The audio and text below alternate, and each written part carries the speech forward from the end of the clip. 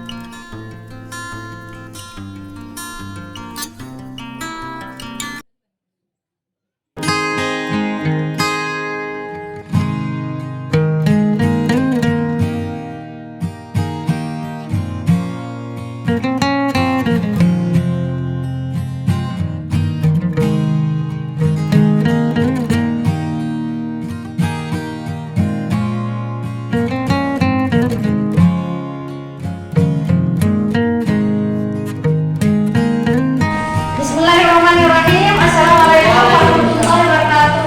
Waalaikumsalam warahmatullahi wabarakatuh.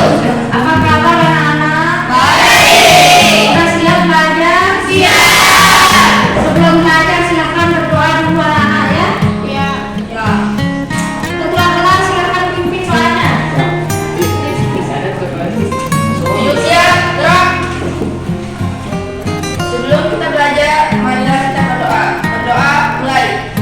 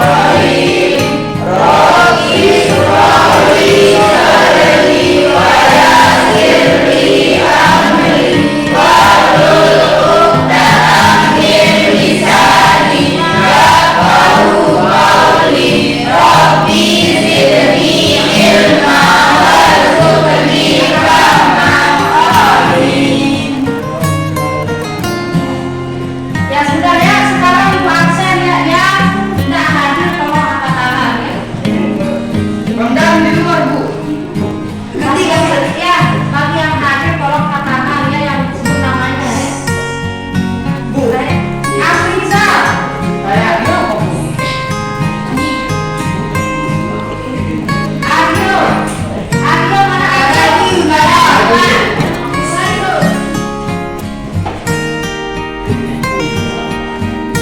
Arya Arya. Allah.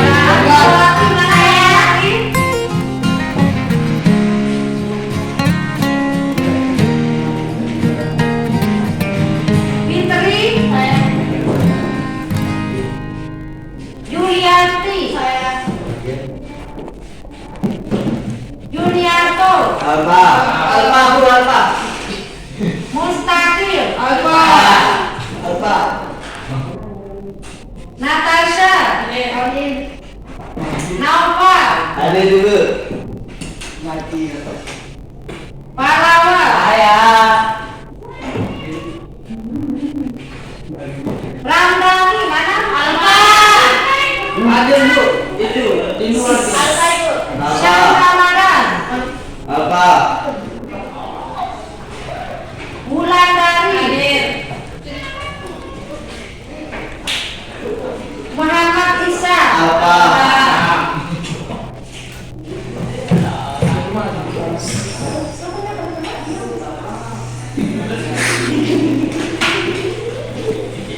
Sudah ya, sekarang kita hari ini akan belajar tentang kontrol diri ya. Ibu mau tahu apa itu kontrol diri anak-anak? Menahan diri dari Menahan diri dari hawa nafsu.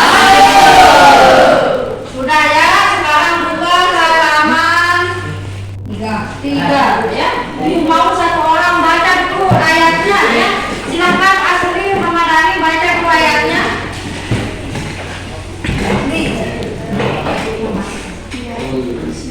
A'udzu billahi minasy syaithanir rajim. Bismillahirrahmanirrahim.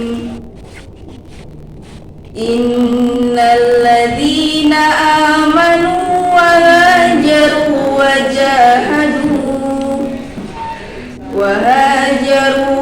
jahadu biamwalihim wa anfusihim fi sabilillah walladzina awaw wa nasaru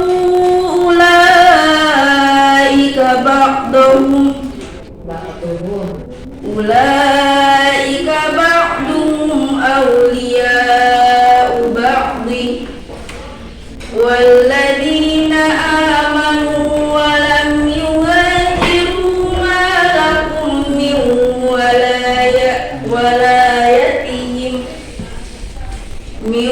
walayatihim min syai'in hatta yuhajiru wa in istansarukum fid dini fa'alaikumun nasru illa ala qaumin bainakum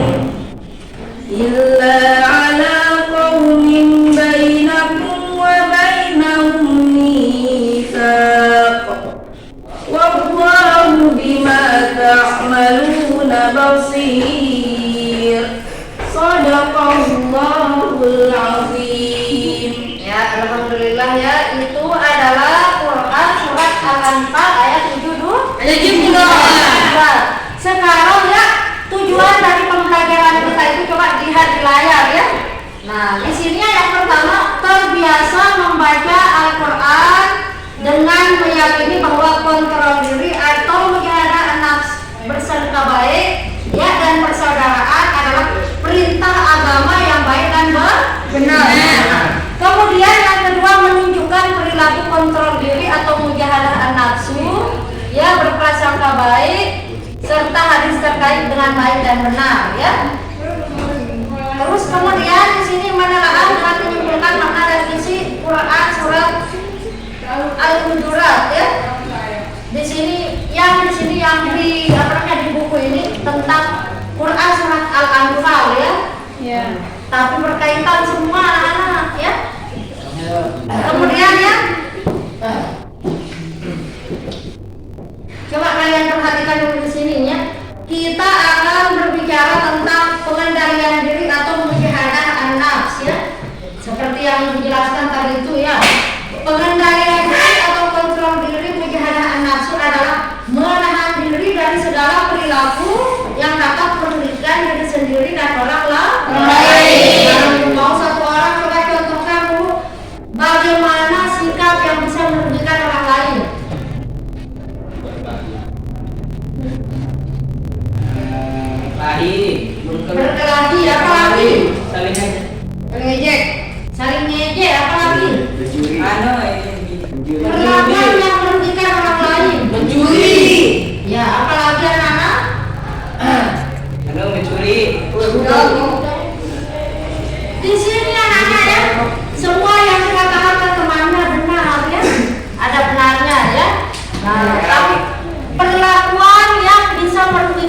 orang lain itu adalah ya pertama anak-anak biasa mencelakakan orang lain. Ya contohnya ya misalkan di sini ya seperti kata temannya mencuri. Nah kalau seperti itu rugi apa enggak orang yang apabila diambil barangnya?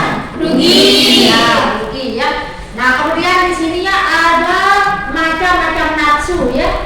Nafsu dibagi menjadi berapa? 4, 5.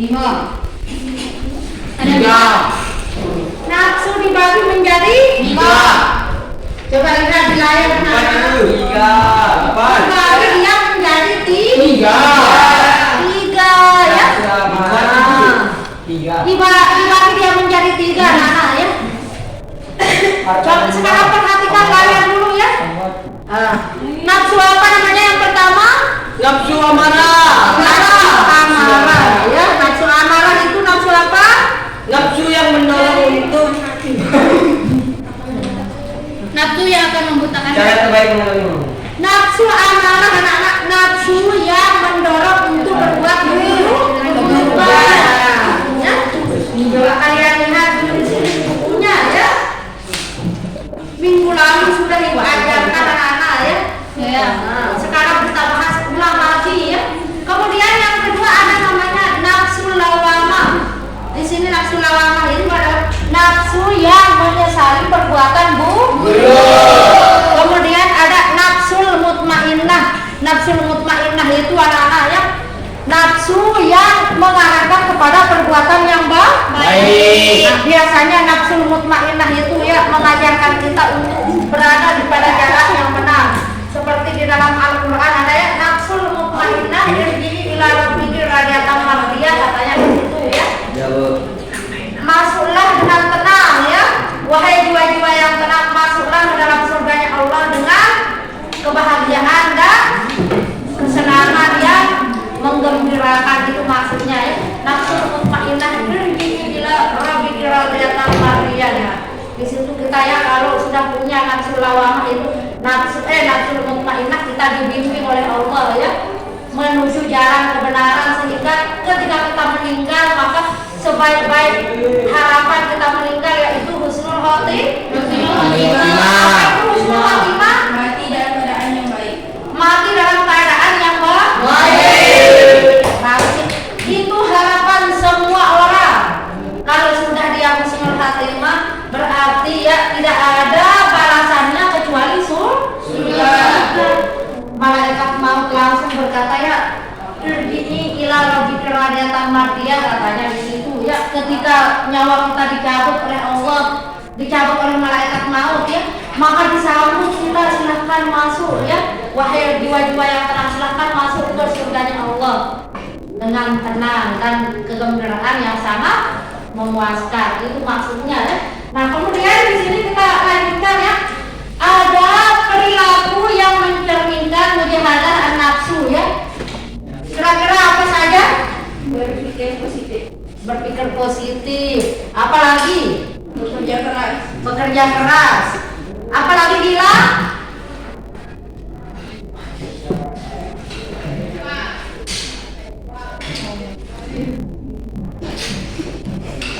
Ada yang lain bintis? Ada ibu. Optimis dalam segala hal. Optimis dalam segala hal. Apa itu optimis dalam segala hal? Berpikir positif. Berpikir positif. Apa lagi? Bersabar ketika mendapatkan kegagalan. Ini ya anak-anak ya, berpikir positif. Pertama ya, perilaku yang mencerminkan mujahadah an-nafs. Pertama itu berpikir positif. Kira-kira ada yang tahu nggak apa itu berpikir positif? Tidak memikirkan hal-hal yang buruk. Ya, tidak memikirkan hal-hal yang buruk. Selalu berpikir positif ya, apa yang kita alami saat ini mungkin ya berupa musibah, ujian, tapi tetap kita berhusnuzon. Bagus ya, tetap kita berhusnuzon kepada Allah atau berpikir positif. Kenapa kita harus berpikir positif? Ada yang tahu alasannya? Ada yang tahu alasannya kenapa harus kita berpikir positif? Supaya apa? Supaya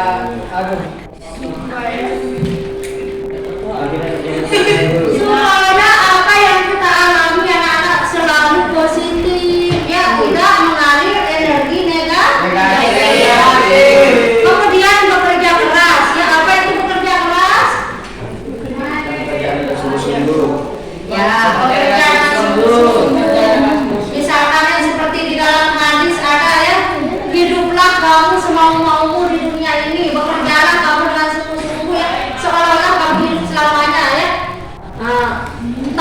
ingatlah ya, kamu apa namanya, bekerjalah dan ingat beribadahlah kamu dengan sungguh-sungguh ya, seolah-olah kamu akan mati besok. Itu ya, di dalam hadis ada dikatakan seperti itu ya, ketika kita hidup di dunia ini boleh kita bekerja semau kita, boleh kita bekerja semau kita, boleh kita bekerja sepuas-puas kita bekerja, tapi ingat kita akan mati besok ya. Seolah-olah kita hidup selamanya di sini, tapi kita harus ingat juga, kita harus beribadah sebagus-bagusnya juga ya. Seolah-olah kita mati besok. Tetap kita ingat Allah, jadi dunia dan akhirat itu tetap dia seimbang. Apa itu seimbang? Sama rata. Dunia sama akhirat sama dikerjakan. Nah, orang yang seperti itu sudah dalam bimbingan Allah, dia ya bagus hidupnya. Terus kemudian yang keempat ya, yang keempat optimis dalam segala hal. Ya, apa itu optimis dalam segala hal?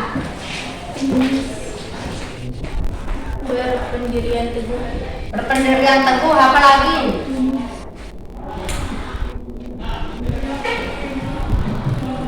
Memikirkan hal-hal yang baik.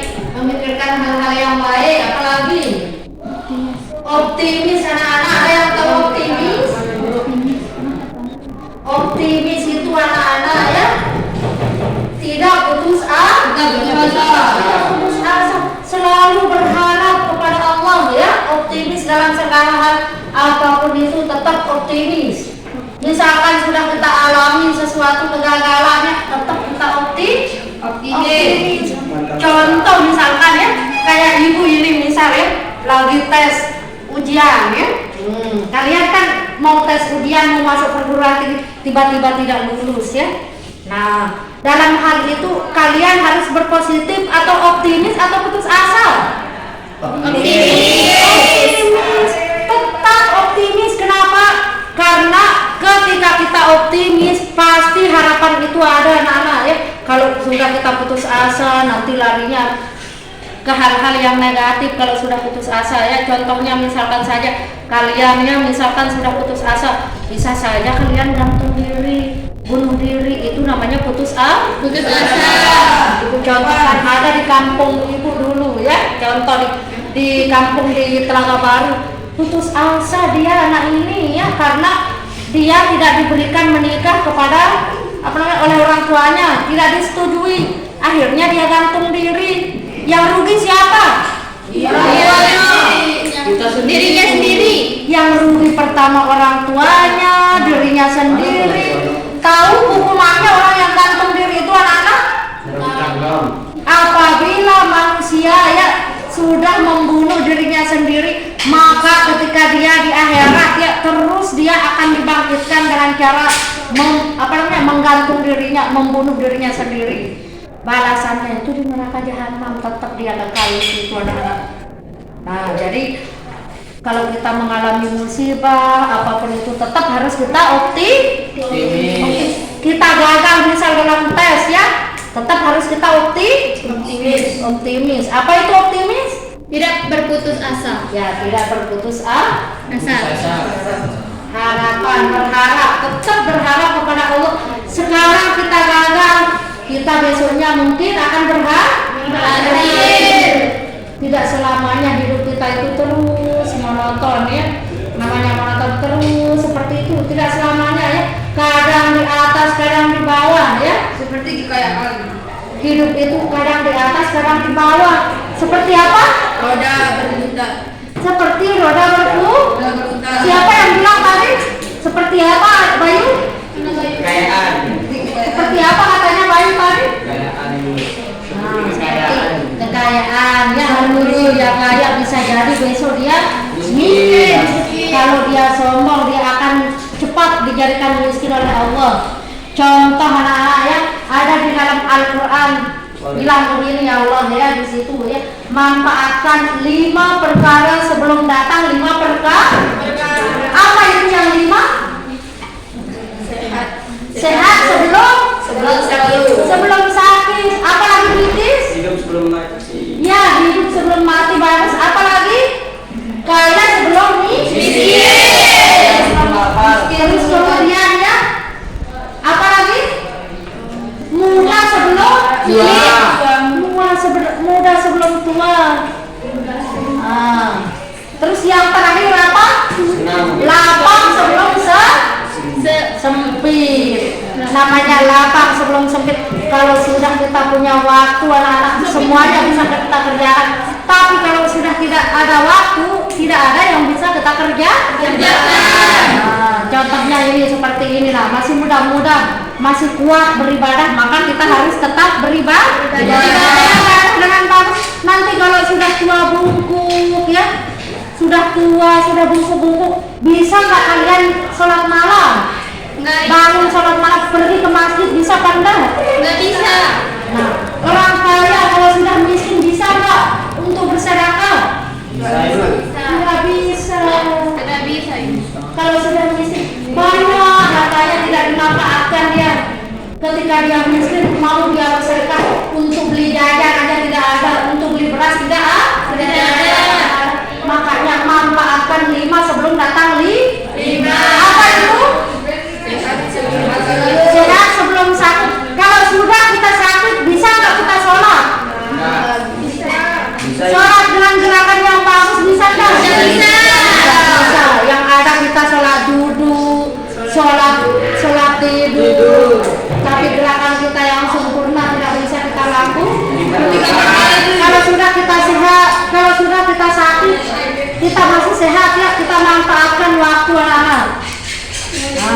Kalau kita sudah sakit, bisa nggak kita makan yang enak? Bisa. Sudah bisa. Jadi kita manfaatkan kesehatan kita untuk berbuat yang baik, Pak. Baik. Kemudian Kaya sebelum miskin. kaya sebelum miskin. Kalau sudah kita miskin, bisa pandang kita beramal dengan bagus? Bisa. Tidak bisa. Kita mau makan ini itu susah, mau nyumbang ini itu tidak ada uang. Kemudian muda sebelum tua. Kalau sudah tua, bisa nggak kamu jalan-jalan pergi ke masjid? Nggak bisa. Ujung-ujungnya kamu pamit lompat ke masjid ya. Kadang-kadang kamu sudah bongkok ya, sudah batuk-batuk, sudah tidur, sudah bungkuk, hanya ada di tempat tidur. Ini harus menunggu waktunya saja. Oleh karena itu harus dimanfaatkan waktunya. Kemudian yang kelima ya, bersabar ketika mendapatkan kegagalan. Apa maksudnya di sini anak-anak? Bersabar ketika mendapatkan Kegagalan ya. Apa artinya ini anak-anak? Ada yang bisa jelaskan asli? Coba.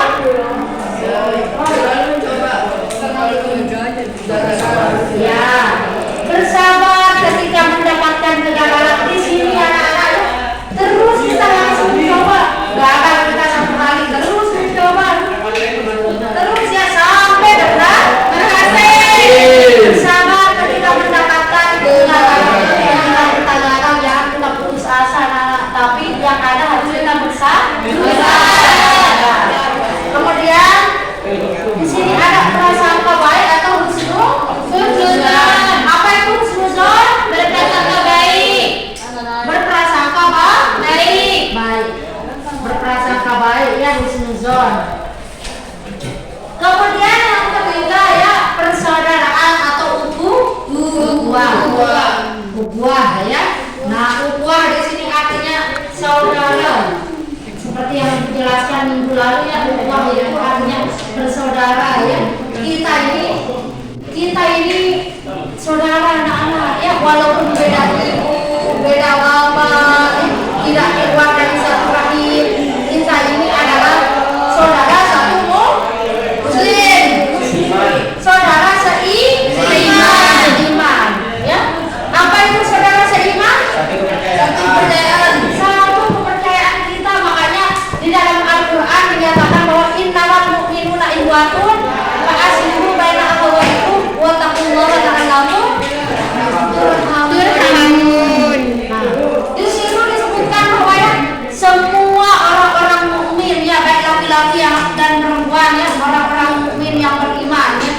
laki-laki dan perempuan adalah bersaudara. Apabila ya tubuh yang satu merasakan sakit, maka yang satunya juga akan merasakan sakit. Apa itu maksudnya anak kira-kira? Kita bersifat empati atau merasakan apa yang dirasakan sama orang lain. Iya. Punya kita rasa empati. Iba. Ya, Apa lagi? Rasa kasihan, rasa empati, rasa iba, rasa kasihan. Apa yang dialami oleh saudara kita yang lain, kita itu merasakan. Kita itu merasakan apa yang mereka rasakan. Jadi itu yang namanya apa? Ukhuwah, persaudaraan, ya, empati, rasa empati. Ukhuwah Islamnya namanya di sini ukhuwah Islamnya itu rasa persaudaraan antara sesama Islam. Kemudian di sini ada ukhuwah wataniyah ya. Ukhuwah wataniyah itu apa?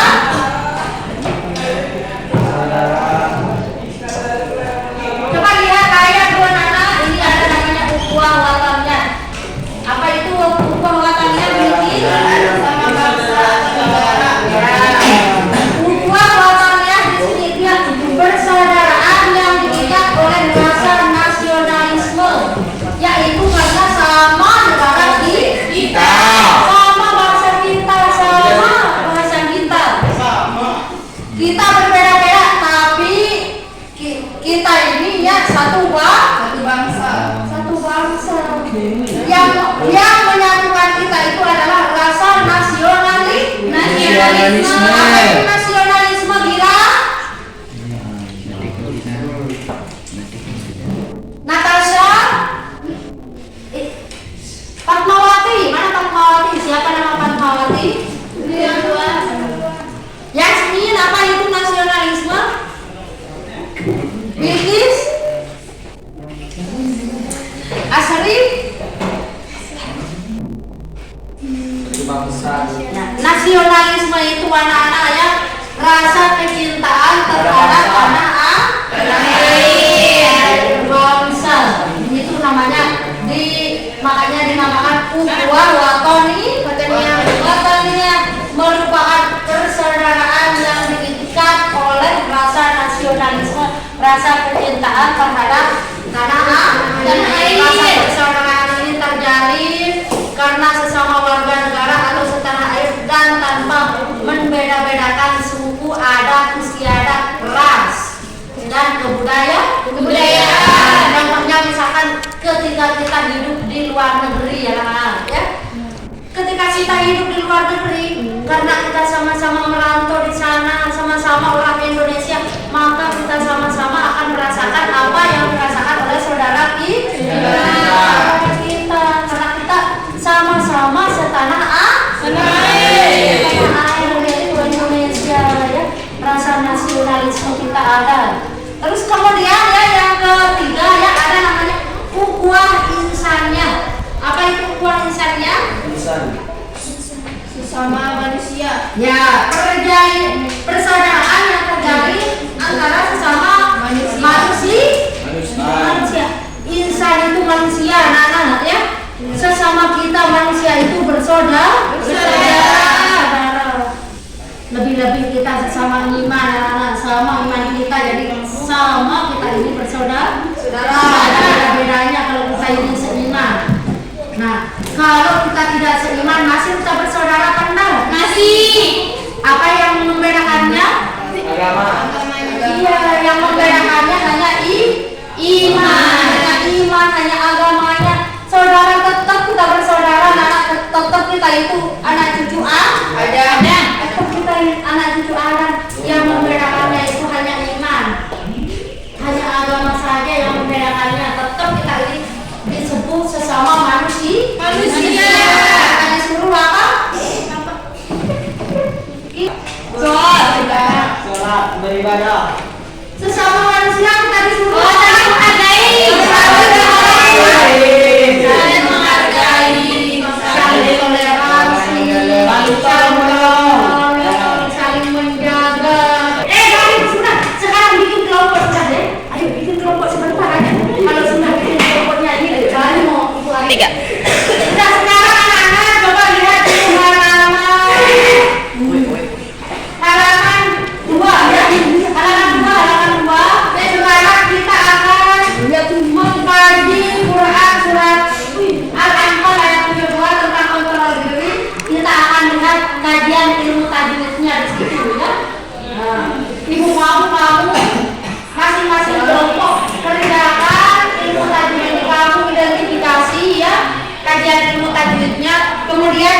maju dua orang untuk menyebutkan hukum bacaan yang ada di dalam Quran surat Al-Anfal ayat 72. Silakan kerjakan. 3. Ya, sekarang ibu mau masing-masing kelompok ya supaya menulis kajian ilmu tajwid ya. Nanti ibu suruh maju perwakilan satu orang untuk mempresentasikan tentang kajian ilmu tajwid yang ada di dalam Al-Quran surat Al-Anfal ayat 72 tentang kontrol diri. Silahkan anak-anak dikerjakan tugasnya.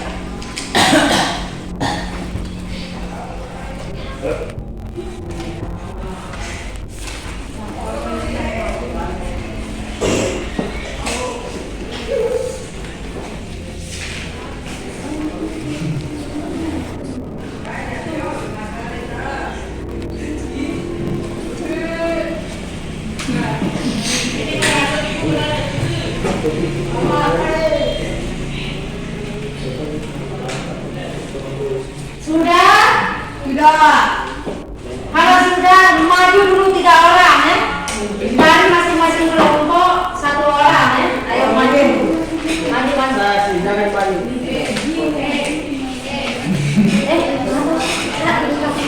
Tiga. Sudah semua? Sudah presentasinya? Sekarang maju masing-masing kelompok ya yang mewakili ya. Ayo maju 1 orang. Ayo maju. Tiga-tiganya ya. Tiga-tiganya. Ayo maju. Terus tapi cantik-cantik. Tangan dulu dirinya ya. 1, 2, 3 ini kelompoknya ya. 1.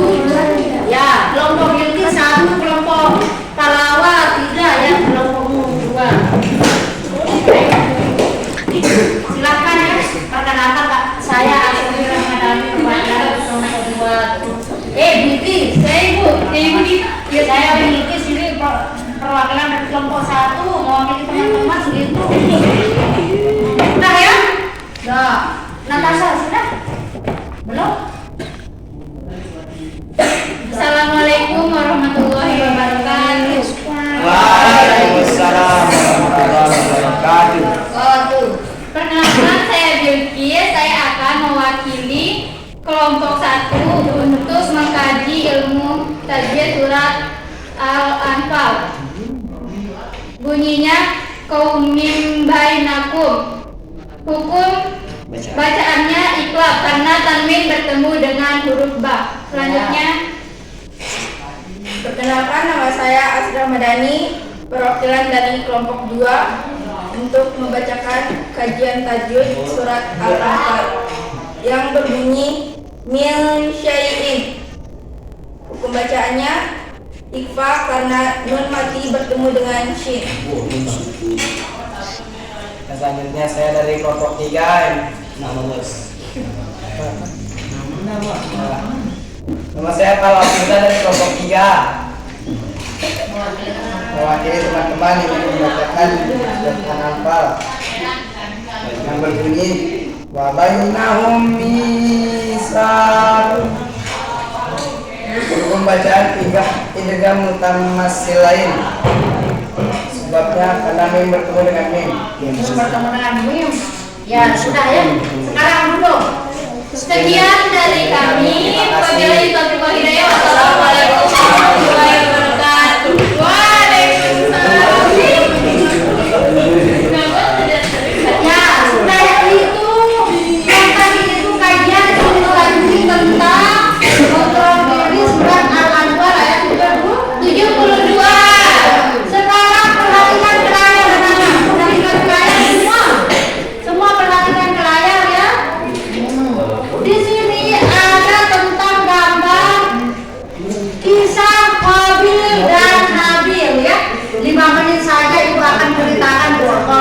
Habil anak-anak ya. Tolong kalian dengar dulu ya. Iya. Qabil, siapa Qabil dan Habil? Anak-anak dari Nabi Adam. Qabil dan Habil ya.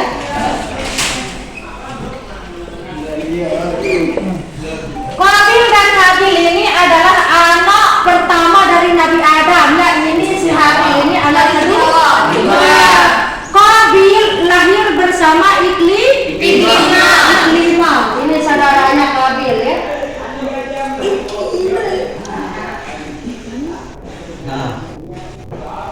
Iklima.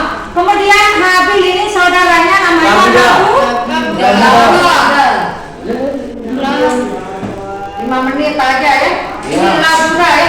Nah, kemudian ini ya orang manusia yang diciptakan oleh Allah ini ya. Yang pertama-tama ya Nabi Adam dan Hawa, kemudian ini ya Qabil bersama Iklima, kemudian Habil dengan Labuda ini ketiga ya. Ketiga, keempat, ini kelima dan keenam, ini manusia pertama-tama ini ya. Makanya di zaman Nabi Adam itu tidak ada berdakwah anak-anak karena manusia baru ada 6 orang. Sama siapa dia harus berdakwah? Nabi Adam tidak ada ya karena manusia belum ada anak-anak. Bagaimana cara berkembang biaknya manusia pada zaman itu? Kawin sila. Pada saat dewasa ya Allah memerintahkan ini ya supaya menikahkan antara Qabil dengan Labuda, Iklima dengan Habil. Di sini si Qabil ini anak-anak sudah lama dia suka sama saudara kembarnya. Sudah lama dia menyukai saudara kembarnya. Karena saudara kembarnya Iklima ini cantik luar biasa ya. Cantik berbeda dengan Labuda saudara Habil ya. Biasa-biasa saja, tidak cantik ya. Makanya si Qabil tidak mau dengan Iklima. Sudah lama ya. Nah, jadi perintah Allah memerintahkan kepada Nabi Adam supaya menikahkan anaknya ini kawin sila ya. Tapi si Qabil tidak terima. Jadi jalan satu-satunya disuruhlah si Qabil ini Qabil dan Habil berkurban. Kurban siapa yang diterima oleh Allah, maka itulah yang akan menikahi Iklima. Nah, di sini ketika dia berkurban, si Qabil ini berkurban dengan kurban yang jelek ya, hasil gandum karena dia disuruh oleh Nabi Adam ketika dewasa memelihara kambing kalau dia ya. Memelihara kambing. Ini si Qabil ini memelihara kambing, kemudian si Qabil ini menggarap sawah. Ya, tidak apa-apa ya, menggarap sawah anak-anak ya. Nah, jadi ketika panen si Qabil ini ya mengorbankan ya hasil panennya yang paling jelek. Terus kemudian si Habil ya mengorbankan sapi atau kambing yang paling bagus. Menurut kalian kira-kira ya siapa yang akan diterima? Habil. Siapa? Habil. Kenapa Habil diterima korbannya? Karena bagus. Karena lebih bagus dan ikhlas. Di sini anak-anak ya, ini si Qabil dan Habil ini ya dua-duanya mengorbankan pengorbanan disuruh oleh Nabi Adam yang ditaruh di atas gunung. Menurut riwayat ya, menurut cerita ya, ditaruh di atas gunung ini kurbannya ini. Ternyata ya tiba-tiba diperhatikan sama seluruh anggota keluarga. Ternyata yang diterima oleh Allah ya, yang disambar oleh api itu adalah kurbannya si Habil, karena korban Habil lebih bagus daripada korban Qabil. Nah, kemudian setelah itu ya berarti yang menikahi Iklima itu siapa? Habil yang boleh menikahi Iklima. Nah, akan tetapi si Habil ini tidak terima. Kemudian ketika dia pergi berdua ya, si Qabil dan Habil di tengah jalan dibunuhlah si Habil. Dibunuh saudaranya ini. Terjadilah pembunuhan pertama kali di dunia. Makanya ketika ada pembunuhan setelah itu ya, dosa dari orang yang membunuh itu tetap si Kabil ini menerima dosanya, karena yang menciptakan pembunuhan yang pertama itu adalah si Kabil. Jadi dosanya itu tetap mengalir terjadi. Itu namanya dosa apa? Dosa jariah. Sama dia dengan amal jariah, anak-anak. Amal jariah yang terus mengalir pahalanya ya. Ini juga begitu dosa jariah ya. Terus dia mengalir dari zaman Nabi Adam sampai zaman Nabi terakhir ya. Di zaman Nabi Adam orang membunuh terus, ini yang pertama kali menciptakan pembunuhan terus dia kenal ya dosanya dari pertemuan dosanya. Nah bingunglah dia ini di tengah jalan bingung si Kabil ini, kemudian diilhamkan oleh Allah ada 2 burung gagak. Anak-anak perhatikan di situ ya, ada 2 burung gagak ya, disuruh oleh Allah lagi ya. Burung gagak ini dua-duanya memperebutkan bangkai si Habil. Nah kemudian ada satu yang meninggal, mati burung gagaknya satu, kemudian dicakar-cakar tanah lalu dikubur burung gagaknya.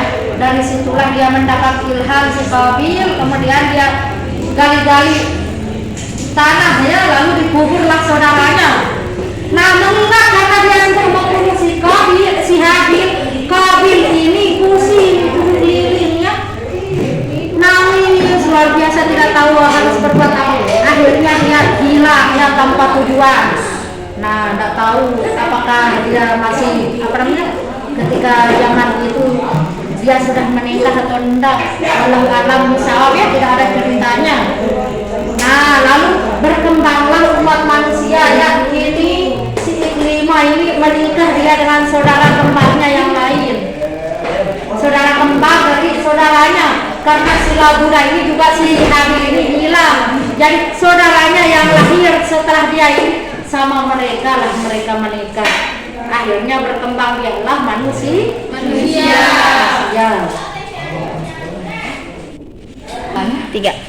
Ada yang ditanyakan anak-anak? Kalau tidak ada yang ditanyakan sekarang kesimpulannya ya di sini ya, ibu ukhuwah Islamiyah itu adalah ya ukhuwah insaniyah, ukhuwah Islamiyah, ukhuwah wataniyah itu anak-anak harus kita terapkan di dalam kehidupan. Kontrol diri, harus kita kontrol diri anak-anak. Kenapa harus kita kontrol diri? Karena ketika kita mengontrol diri kita, maka semua bisa kita kerjakan. Kemudian di sini ya, yang terakhir anak-anak ya, di sini ada sikap yang mencerminkan ayat itu ya. Pertama, untuk meraih kesuksesan dibutuhkan komitmen yang tinggi. Terus kemudian yang kedua, tradisi diaspora namanya ya. Kita punya HP ya, kita hidup di, misalkan kita hidup di pelosok ya, punya kita HP, punya kita internet, kita bisa menjelajah dunia. Apa kita bisa menjelajah dunia Bayu? Lewat internet, lewat Google, lewat internet, semuanya bisa kita menjelajah dunia. Kemudian yang ketiga, kontrol diri, menata keluarga. Saling melindungi, saling mengayomi, saling mengasihi. Dan yang keempat, bahu membahu dan saling melindungi antara satu dengan yang lain. Dan yang terakhir, setiap kehidupan pasti akan ditemani oleh keburukan. Setiap kehidupan anak-anak itu sunnatullah ya, wajib setiap kehidupan itu ada keburukannya di situ. Kenapa seperti itu? Karena ketika kita melakukan hijrah anak-anak ya, dibutuhkan keseriusan. Ya, keseriusan untuk mencapai hijrah yang sebenarnya, yaitu kafah ya, agama yang sempurna. Sampai di sini ada yang